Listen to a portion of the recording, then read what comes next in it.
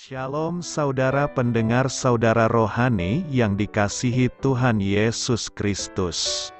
Selamat datang di renungan rohani malam hari ini. Selamat malam, saya berdoa agar saudara sehat selalu. Semoga Roh Kudus hadir di tengah kita saat ini. Sebelum kita mulai renungan malam ini, marilah kita bersama-sama berdoa. Bapa kami yang di surga, Bapa di dalam nama Tuhan Yesus Kristus, kami sungguh mengucap syukur, ya Tuhan, oleh karena Engkau sangat baik buat kami. Engkau ada bersama kami dan menopang hidup kami di siang hari dan di malam hari. Engkau ada bersama-sama dan menyertai kami. Tuhan, kami memuji dan bersyukur kepadamu pada malam hari ini, kami masih bisa berkumpul di rumah kami yang kecil ini. Tuhan, saat ini kami hendak mendengarkan firman-Mu. Berilah pengetahuan dan bimbinglah hamba-Mu ini agar apa yang Engkau firmankan dapat bekerja sesuai kehendak-Mu. Buat kami jemaat-Mu, bukalah hati dan pikiran kami untuk mendengar dan menerima firman-Mu. Kiranya firman-Mu ini dapat menjadi berkat bagi kami. Berbicaralah Tuhan, kami sudah siap menerima firman-Mu. Di dalam nama Tuhan Yesus Kristus kami berdoa dan mengucap syukur. Amin. Sahabat saudara rohani, pembacaan ayat emas Alkitab renungan kita malam hari ini. Nats pilihan kita adalah, Aku akan mengampuni kesalahan mereka dan tidak lagi mengingat dosa mereka. Tertulis dalam kitab Yeremia 31 ayat 34, tujuan firman pada malam ini adalah, biarkan terkubur. Bacaan kita pada malam ini terambil dari kitab Kolose 2 ayat 6 sampai dengan ayat 14. Kamu telah menerima Kristus Yesus, Tuhan kita. Karena itu hendaklah hidupmu tetap di dalam Dia.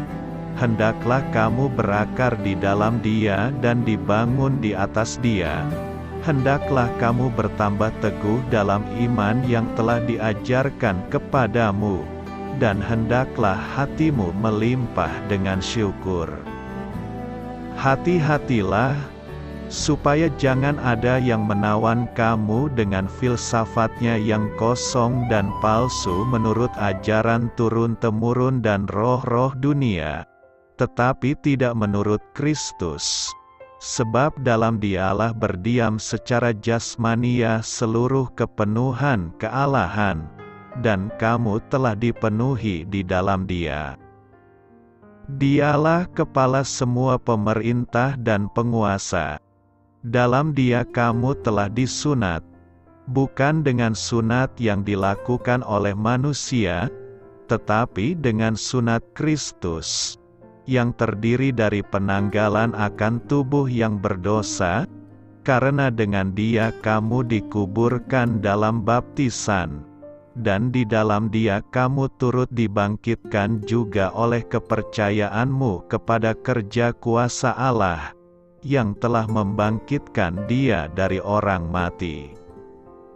Kamu juga, meskipun dahulu mati oleh pelanggaranmu dan oleh karena tidak disunat secara lahiriah, telah dihidupkan Allah bersama-sama dengan Dia, sesudah Ia mengampuni segala pelanggaran kita, dengan menghapuskan surat hutang, yang oleh ketentuan-ketentuan hukum mendakwa dan mengancam kita, dan itu ditiadakannya dengan memakukannya pada kayu salib. Kolose 2 ayat 6 sampai dengan ayat 14.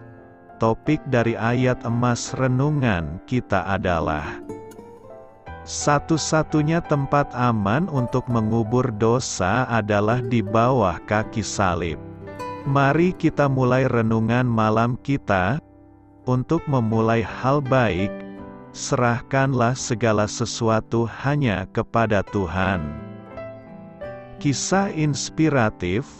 Seorang anak laki-laki berumur 10 tahun bercita-cita menjadi pendeta setelah dewasa nanti.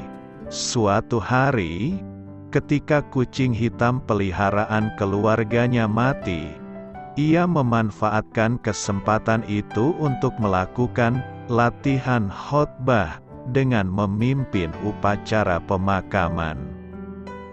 Anak itu menemukan sebuah kotak sepatu dan meletakkan kucing tersebut di dalamnya. Ketika ia menutup kotak tersebut, ternyata ekor kucing itu tidak dapat masuk. Maka ia membuat sebuah lubang di tutup kotak itu supaya ekor yang panjang dan berbulu tersebut dapat mencuat keluar. Kemudian ia mengumpulkan teman-temannya, menyampaikan khotbah singkat yang sudah disiapkannya dengan cermat, dan menguburkan kucing itu dalam kuburan yang dangkal.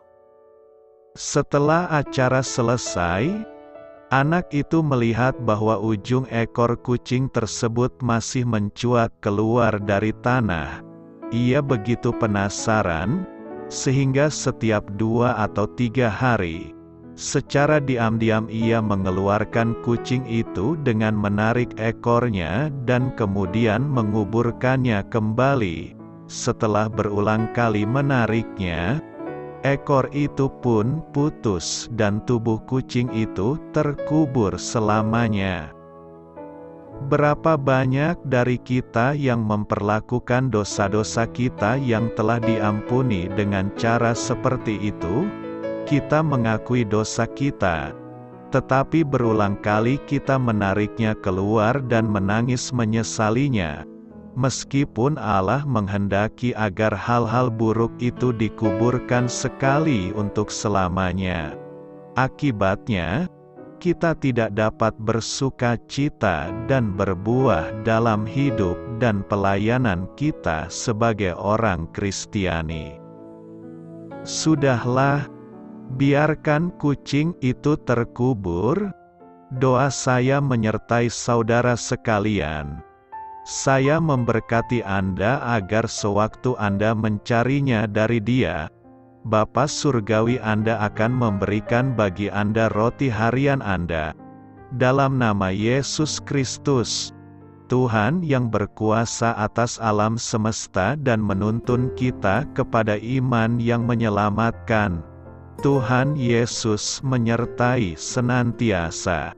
Terima kasih sudah berkenan mendengarkan renungan malam saudara rohani. Tuhan memberkati. Amin.